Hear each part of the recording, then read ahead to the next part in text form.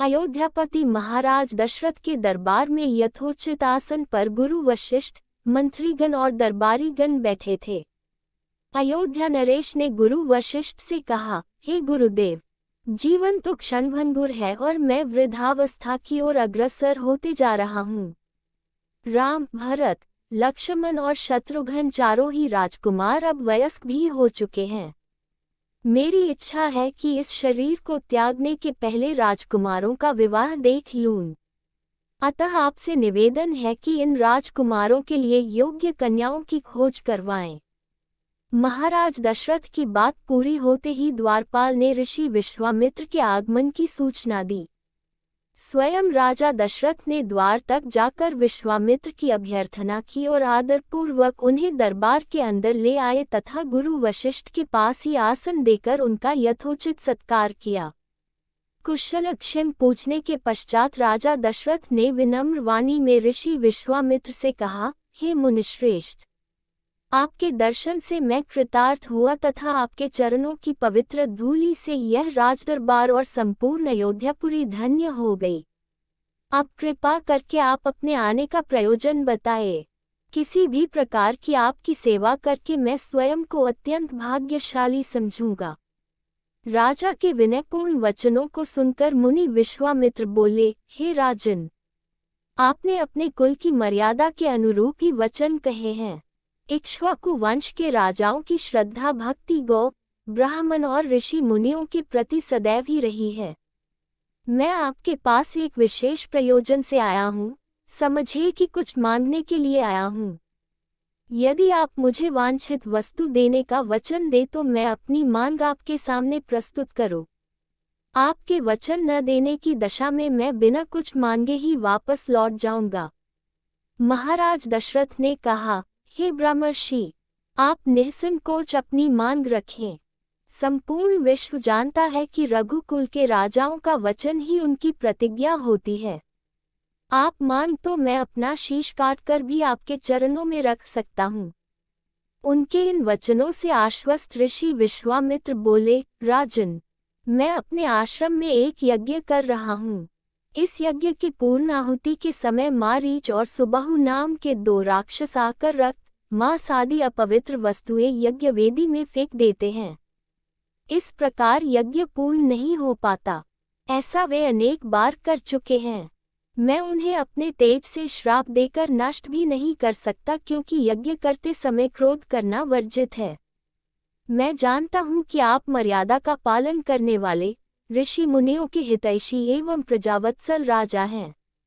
मैं आपसे आपके ज्येष्ठ पुत्र राम को मांगने के लिए आया हूँ, ताकि वह मेरे साथ जाकर राक्षसों से मेरे यज्ञ की रक्षा कर सके और मेरा यज्ञानुष्ठान निर्विघ्न पूरा हो सके।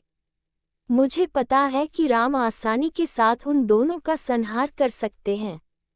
अतः केवल 10 दिनों के लिए राम को मुझे दे दीजिए। कार्य पूर्ण होते ही मैं उन्हें सकुशल आपके पास वापस पहुंचा दूंगा। विश्वामित्र की बात सुनकर राजा दशरथ को अत्यंत विषाद हुआ। ऐसा लगने लगा कि अभी वे मूर्छित हो जाएंगे। फिर स्वयं को संभाल कर उन्होंने कहा, मुनिव, राम अभी बालक है। राक्षसों का सामना करना उसके लिए संभव नहीं होगा। आपके यज्ञ की रक्षा करने के लिए मैं स्वयं ही जाने को तैयार हूँ। विश्वामित्र बोले, राजन, आप तनिक भी संदेह न करें कि राम उनका सामना नहीं कर सकते।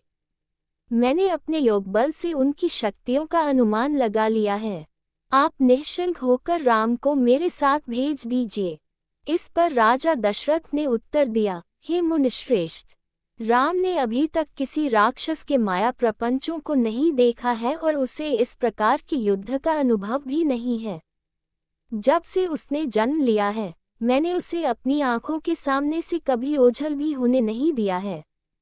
उसके वियोग से मेरे प्राण निकल जावेंगे। आपसे विनय है कि कृपा करके मुझे ससैन्य चलने की आज्ञा दें। पुत्र मोह से ग्रसित होकर राजा दशरथ को अपनी प्रतिज्ञा से विचलित होते देख ऋषि विश्वामित्र आवेश में आ गए। उन्होंने कहा, राजन, मैं नहीं जानता था कि रघुकुल में अब प्रतिज्ञा पालन करने की परंपरा समाप्त हो गई है। यदि जानता होता तो मैं कदापि नहीं आता। लो मैं अब चला जाता हूँ। बात समाप्त होते होते उनका मुख क्रोध से लाल हो गया। विश्वामित्र को इस प्रकार क्रोध होते देखकर दरबारी एवं मंत्रीगण भयभीत हो गए और किसी प्रकार के अनिष्ट की कल्पना से वे कांप उठे। गुरु वशिष्ठ ने राजा को समझाया, हे राजन, पुत्र के मोह में ग्रसित होकर रघुकुल की मर्यादा, प्रतिज्ञा पालन और सत्यनिष्ठा को कलंकित मत कीजिए। मैं आपको परामर्श देता हूँ कि आप राम के बालक होने की बात को भूलकर एवं निश्चिंत होकर राम को मुनिराज के साथ भेज दीजिए। महामुनि अत्यंत विद्वान, नीति निपुण और अस्त्र शस्त्र के ज्ञाता हैं। मुनिवर के साथ जाने से राम का किसी प्रकार से भी अहित नहीं हो सकता, उल्टे वे इनके साथ रहकर शस्त्र और शास्त्र विद्याओं में अत्यधिक निपुण हो जाएंगे तथा उनका कल्याण ही होगा। गुरु वशिष्ठ के वचनों से आश्वस्त होकर राजा दशरथ ने राम को बुला भेजा। राम के साथ साथ लक्ष्मण भी वहां चले आए। राजा दशरथ ने राम को ऋषि विश्वामित्र के साथ जाने की आज्ञा दी। पिता की आज्ञा शिरोधार्य करके राम के मुनिवर के साथ जाने के लिए तैयार हो जाने पर लक्ष्मण ने भी ऋषि विश्वामित्र से साथ चलने के लिए प्रार्थना की और अपने पिता से भी राम के साथ जाने के लिए अनुमति मांगी। अनुमति मिल जाने पर राम और लक्ष्मण सभी गुरुजनों से आशीर्वाद लेकर ऋषि विश्वामित्र के साथ चल पड़े। समस्त अयोध्या वासियों ने देख कि मंद धीर गति से जाते हुए मुनिश्रेष्ठ विश्वामित्र के पीछे पीछे कंधों पर धनुष और तरकस में बाण रखे दोनों भाई राम और लक्ष्मण ऐसे लग रहे थे मानो ब्रह्मा जी के पीछे दोनों अश्विनी कुमार चले जा रहे हों। अद्भुत कांति से युक्त दोनों भाई गोह की त्वचा से बने दस्ताने पहने हुए थे। हाथों में धनुष और कटी में तीक्ष्ण धार वाली कृपाणें शोभायमान हो रही थीं। ऐसा प्रतीत होता था मानो स्वयं शौर्य ही शरीर धारण करके चले जा रहे हों।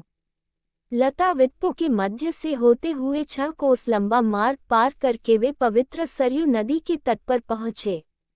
मुनि विश्वामित्र ने स्नेहयुक्त मधुर वाणी में कहा, हे वत्स, अब तुम लोग सरयू के पवित्र जल से आचमन स्नान आदि करके अपनी थकान दूर कर लो, फिर मैं तुम्हें प्रशिक्षण दूंगा।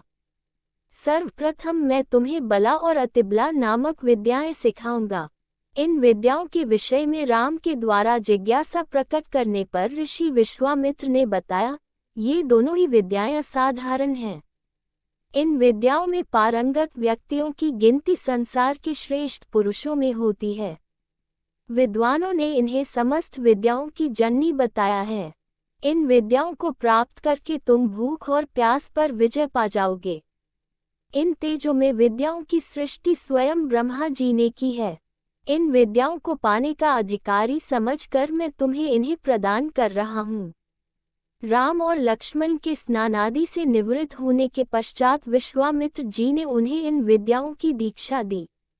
इन विद्याओं के प्राप्त हो जाने पर उनके मुखमंडल पर अद्भुत कांति आ गई। तीनों ने सरयू तट पर ही विश्राम किया। गुरु की सेवा करने के पश्चात दोनों भाई तृण शैयाओं पर सो गए।